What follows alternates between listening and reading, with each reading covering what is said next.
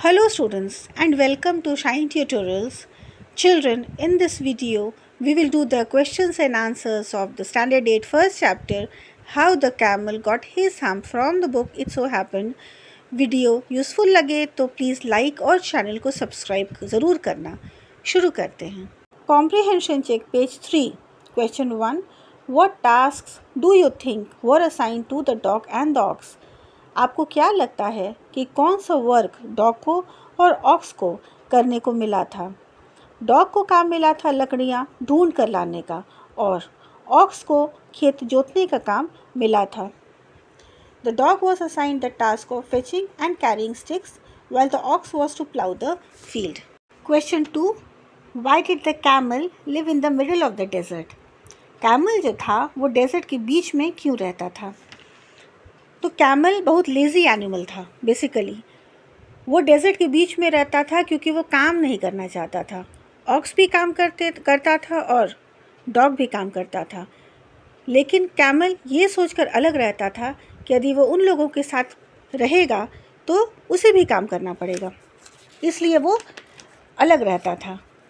Answer, the camel lived in the middle of the desert because it did not want to work. Question 3 है what made the dog the horse and the ox very angry.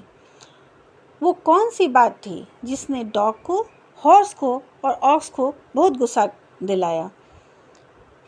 तो यहाँ पर actually जो बात ये है कि जो मास्टर था मैन, उन्होंने डॉग को, हॉर्स को और ऑक्स को कहा कि उन्हें डबल टाइम काम करना पड़ेगा क्योंकि कैमल जो था वो कोई काम नहीं कर रहा था।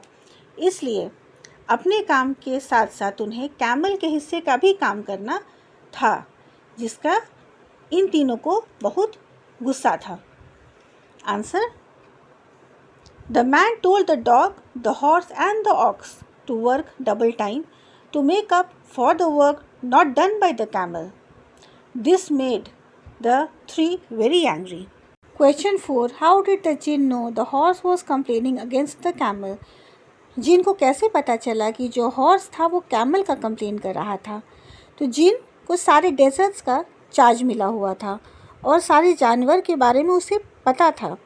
जब हॉर्स ने उसके सामने कंप्लेन करना शुरू किया कि एक क्रीचर है जो डेजर्ट के बीच में है with long neck and long legs, तो वो तुरंत समझ गए कि वो एनिमल द कैमल है। Answer, the jinn was in charge of all the desserts.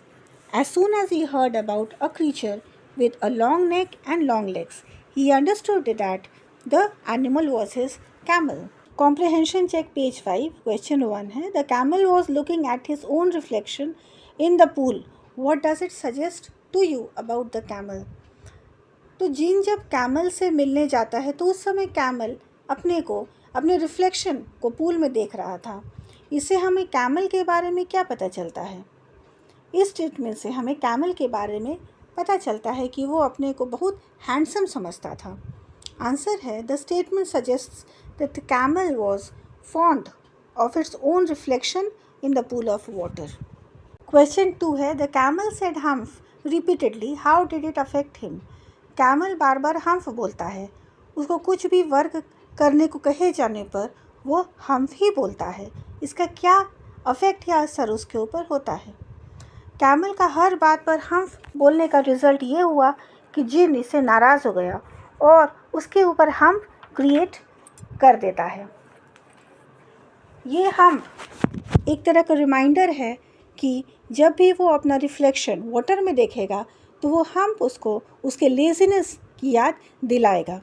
Answer है the repeated uttering of the word hump irritated the jinn and he actually created a big hump on the camel's back. Question 3 है what according to the jinn was the use of the hump. जिन के अनुसार जो hump उसने camel के back पर create किया था उसका क्या काम था, क्या यूज़ था। द पर्पस, आंसर है the purpose of the camel's hump was to store food. जो मेन यूज़ था उस हम्प का वो था फूड को स्टोर करके रखना। It help the animal to survive without eating for few days. ये स्टोर्ड फूड कैमल को उस समय खाने में काम आएगा जब उसको खाने को कुछ दिनों तक कुछ भी नहीं मिलेगा। हम्प में स्टोर्ड फूड से उसकी जान बच जाएगी। Question 4, he has never yet learn to behave. In the light of this what is the writer's opinion about the camel. Question में राइटर इस क्वेश्चन में एक स्टेटमेंट देते हैं जिसमें कहते हैं कि कैमल अभी तक वैसा ही लेज़ी है और जो 3 डेज़ का वर्क उसका बाकी था उसने उसे अभी तक पूरा नहीं किया है। बिहेव करना तो अभी तक नहीं सीखा है। इन द लाइट ऑफ दिस मतलब इसको ध्यान में रखते हुए राइटर का कैमल के बारे में क्या ओपिनियन है। राइटर बिलीव करते हैं कि कैमल अभी भी लेज़ी एनिमल है और 3 दिनों का पेंडिंग वर्क अभी तक उसने पूरा नहीं किया है। बिहेव करना भी उसने अभी तक नहीं सीखा है। आंसर है the writer believes that the camel is lazy till today and has yet not completed its 3 days work that it missed. It has not learned to behave either. Exercise में क्वेश्चन 1 है, can this story be factually true. तो question में पूछ रहे हैं क्या ये story real story है, ट्रू स्टोरी है। तो आंसर है no, this story is not factually true, it is an imaginary story. ये स्टोरी एक इमेजिनरी या खुद का बनाया हुआ स्टोरी है। कैमल के बैक पर हम नेचुरल है, उसे किसी ने अलग से क्रिएट नहीं किया है। Question 2, what according to you is the story about? Consider the following. 1. How the world began. Number 2. Why everyone should do his or her share of work seriously. Number 3 है how animals are important to humans. And number 4, how the camel got his hump. इस question में 4 options हम लोगों को दिए गए हैं। पूछा जा रहा है कि इनमें से जो स्टोरी है वो किस पर बेस्ड है, या यूँ कहें कि स्टोरी किसके बारे में है।